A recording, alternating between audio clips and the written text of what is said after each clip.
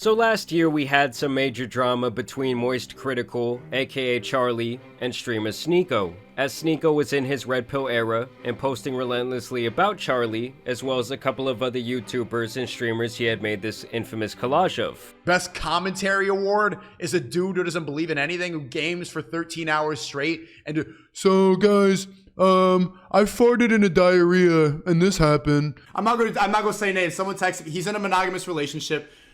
This is his girl. He posted about Charlie to the point where he eventually had to reply with this tweet: "You pathetic, sensitive, soy little worm. I made fun of you for watching your girlfriend get f***ed by numerous other men, and also insulted you for defending. That's not cancellation, that's just spitting on you for being a pitiful, sad."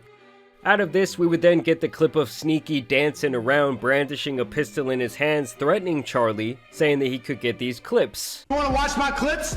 Watch my clips. Watch my clips. This, of course, would give us the most glorious moment in the beef, the Mags comment. But he's a f***ing imbecile, you absolute buffoon. What you have there is not clips. These are mags. They're mags, not clips. The same way that this is also a mag. And then we would later get this debate. Overall, in the eyes of most, Charlie would decimate Sneako here and make him look very immature. And I would say the majority of viewers thought at this point that he had won the war. Well, Sneako has again been trashing Charlie like no other, especially over the recent situation with Mr. Beast and his creeper Chris. Sneako's stance was that Charlie is a coward for not immediately speaking up about this situation, saying that he is a hypocrite for talking about Dr. Disrespect, but not discussing Chris. Yo, look out, Moist Critikal is not going to go talk about the Chris situation because he wants to have the Mr. Beast collab. Well, Charlie would respond to this on Twitter, and even spend several minutes in his video about the Chris situation, addressing Sneako's claim that he was ducking this topic. I was always going to make a full breakdown of this because it's bad. It's a horrible situation. So yes, you're right, I do talk about like big trending bad shit like Dr. Disrespect or like Cody Ko most recently. I don't know why people thought I wouldn't talk about this. So I've never been someone to f***ing shy away from a bad situation like this just because I know or am familiar with the person that it's about. He has no problem abandoning his morals and defending blatant brushing it under the rug as long as it means it keeps the Mr. Beast collab alive.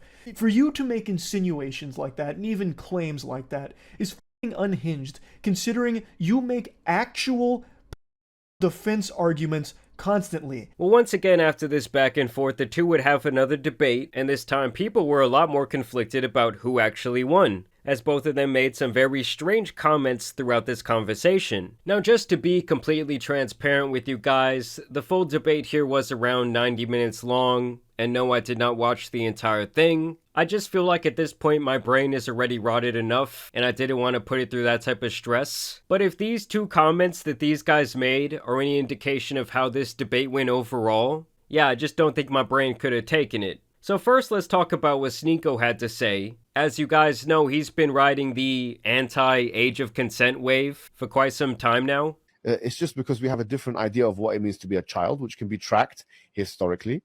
The general principle in Islam is, you know, you can do what you kind of want, so long as, I'm not going to say you can do what you want so long as you harm it. You can marry whomever you want to marry, so long as it doesn't cause them harm, physical and psychological. And once again, is very relative. And so Charlie kind of questioned him about his beliefs here, asking him if a 21-year-old should be able to marry a 15-year-old. And you'll never believe what he has to say. I'm talking about your personal beliefs. Do you think someone in their 20s should be able to marry a 15 or 16-year-old? So should someone who's about to graduate college be able to marry someone who's just entering high school? Like last year they were running around on that middle school playground. I personally wouldn't do it. I don't know many people who would do it. The maturity for people and the teenagers in the West is getting much worse, but there are... We're talking globally. Let's just talk globally. Like, do you think it is okay for... I'm not talking about just you specifically anymore. Anyone. Do you think it's okay for anyone in their 20s, an adult, to marry a 15 or 16-year-old? A 21-year-old, if there was a marriage where the father consented and the daughter consented, and it was both good on both families and they wanted to do it, why am I going to get involved? Why should we get the government involved? Well, at that point, that's almost like arguing, well, why should we have any laws at all? I mean, don't get me wrong, I'm not a big fan of the government overreaching into people's personal lives and their personal decisions. But as a society, we have to have some sort of structure of what's right and wrong. And I would think that most people with a rational brain can understand why a 15-year-old is not mentally equipped to handle the decision of getting married to someone in their 20s. Why would I tell them if everybody's consenting, if everybody's okay with it, if the parents are okay with it, if nobody's being harmed, if it's going to be okay, if they're both abiding by the rules and they're not hurting each other, why not? Because like I said, the 15-year-old just does not have the mental capacity to truly understand what they're doing, and so really they cannot consent to the marriage. And I believe that is kind of Charlie's point that he tries to make against Sneako here, which I think is the right line of thinking. The only problem is Sneako uses the classic debate tactic of using Charlie's own logic against him when Charlie would try to make an even possibly more mind-boggling point about a child's ability to choose to transition. But we'll get back to that in a second. I did first want to talk about some of the other comments that Sneako has made regarding the age of consent. Like, why does that define the age of consent? I had a debate about this. And I said the age of consent is maturity, is the age of puberty, once the body is mature. Because, bro, I know some people, I went through puberty when I was like 17. Saying that the age of consent should be when somebody goes through puberty is just insane. Like, I don't know if these type of comments come from a creepy place, or it's just an effect of constantly having to play the devil's advocate over and over again, while also trying to have the most shocking opinion possible. That's why the age of consent being strictly exactly on this second 18, this defines maturity. And everyone has to pretend like, yes, that defines maturity. This is the correct age, not 1 second more, not 1 second less. And if anything contradicts it, you're disgusting.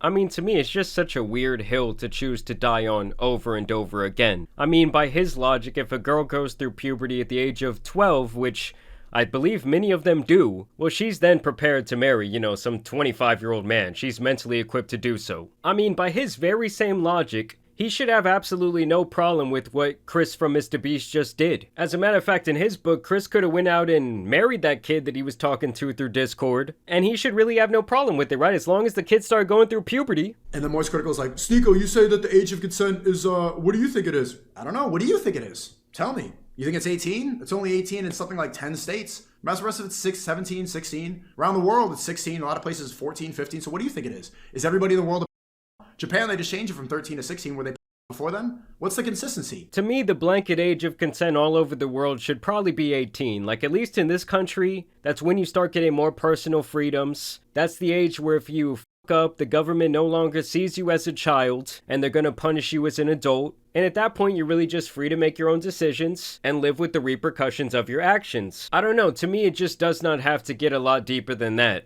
And here is where Charlie actually falls right into Sneako's trap. Do you believe that somebody can go through hormone therapy? Can they change their gender if they're a child? I think that's totally fine as long as everyone is consenting, as you agree with. Okay. Just look at the glee on Sneako's face as he realizes that he fell for his trap card. Hormone therapy, can they change their gender if they're a child? I think that's totally fine as long as everyone is consenting, as you agree with.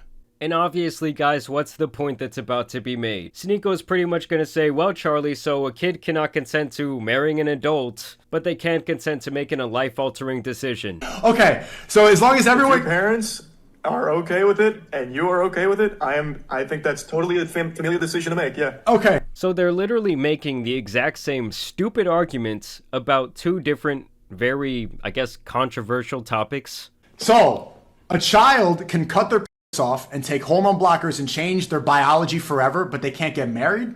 Well, that's a decision that now extends beyond the family, because now you're bringing in a different party. So if you have someone that's your age coming in saying, I want to marry that child, I don't think that can happen under any circumstance. Yeah, but neither thing should happen under any circumstance. I mean, listen, guys, I'm all for transitioning once you are an adult. Using your own money, okay? I don't think taxpayers should pay for that type of surgery. But if you want to go and do whatever you want to your own body, well, I'm really all for it. Because at the end of the day, I am for adults having their own personal freedoms. But should a child be able to make that type of life-altering decision? Absolutely not. Should their parents be able to make that type of life-altering decision for their kid? To me, no. Like, if I take a baby to a tattoo parlor and say, hey, I consent, put a tattoo right across their forehead that says idiot, there's a reason that nobody is going to allow you to do that. Okay, if I'm 16 and I personally want to marry this girl, she's beautiful, she's 21 years old, her family wants to do it, my family wants to do it, You're saying, I can't do that. We're both consenting. I'm ready to go. I'm physically mature, but I'm not allowed to marry because Moy says that woman's a. But if then the next day I leave it, I'm depressed, I want to cut my penis off, I can go right into the clinic, snip it off, and start taking HRT like Chris Tyson. That's a society that makes sense to you? It is. I believe okay. everyone has I believe everyone has the right to do with their body what they want to do. Okay. It's just so bad. I gotta say, this is the biggest L I've probably ever seen Charlie take, and he kind of just walked right into it. I mean, like I said, once someone starts using your own logic against you, the debate is pretty much over. I mean, at the end of the day, guys, you know what my point of view is? That neither of those things are okay. The other thing I did want to say is, I do believe that it's actually a lot easier for someone to transition if they want to do that, if they wait until they're an adult. I believe if you start taking the hormone blockers too young, and your reproductive organs don't have the right time to develop, there will usually be a lot of complications with the surgery in the future. So in theory, it's actually in everyone's best interest, including people who know they want to transition at a very young age, to wait until they are at least 18. Either way, after this, Charlie has kind of been getting cooked online. Sneako has pretty much been begging him to release this debate on his channel. So I am curious to see what he will do from here because, like, as someone who puts his opinion out there online for a living, this was kind of a take that a lot of people seem to disagree with. So I had actually recorded that video yesterday, and as I was editing it right now, we actually did get some updates on the situation that include Charlie apparently walking his comments back, and him also potentially leaving the internet altogether. And now I give a perspective on something that immediately gets misconstrued, and I do recognize a lot of it's my fault. I assumed that Sneako was talking in hyperbole about a 9-year-old getting their cut off, because I didn't have the assumption that anyone thought that is how transitioning works. Under no circumstances, any legality behind a kid saying, I want to change genders, and then immediately going in and getting their cut off. That doesn't happen. I thought he was just talking in hyperbole. I mean, I think he was kind of just trying to discuss the idea of a child transitioning in general and if that's okay. I thought he was talking about the overall point of a child transitioning, which is years-long process. And you can't even get that fucking surgery legally until you are 18. Yeah, but you can definitely start transitioning and taking these various hormones before you turn 18 years old, especially in some states. And I guess I should have assumed that he was being literal, and that's on me. But yeah, there's no winning on anything. Sneako gets away with saying 12 to 15-year-olds can marry adults. I don't think his chat looks anything like the YouTube chat here. He literally, multiple times, reaffirms that he believes 12 to 15-year-olds can legally, morally, and should marry adults. And there is no problems for him. But I said that I think it's okay for a child to transition, to learn about it. It's a process. You don't just go in and immediately get your cut off. That's not how it works. I mean, I wouldn't say that he's even necessarily walking anything back there. I also think that the argument he makes about, like, oh, everyone's acting like what Sneako said is okay is just kind of minute, like it's not really relevant. Because I have seen Sneako obviously catching a lot of backlash over this age of consent thing for quite some time. And it's pretty obvious at this point that he's kind of cultivated the type of audience that's going to ride with whatever the he thinks. So I'm not surprised that they're not like giving him backlash over those comments. That's what he has been preaching for quite a long time. Either way, this news gets a little bit spicier after it was announced earlier today that Charlie is apparently going to be stepping away from his podcast. Show update. Goodbye, Charlie.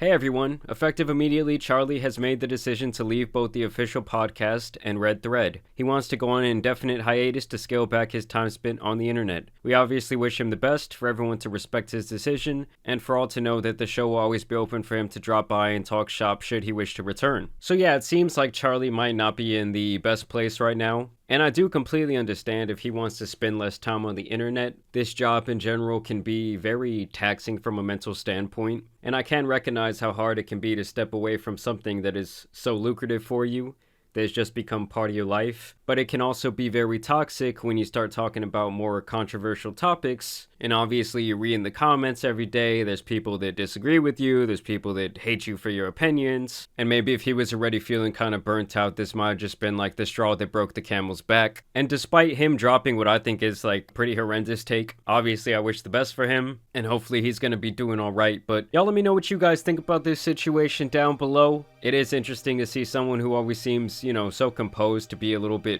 shaken in this way, especially by a person that a lot of people don't take very seriously.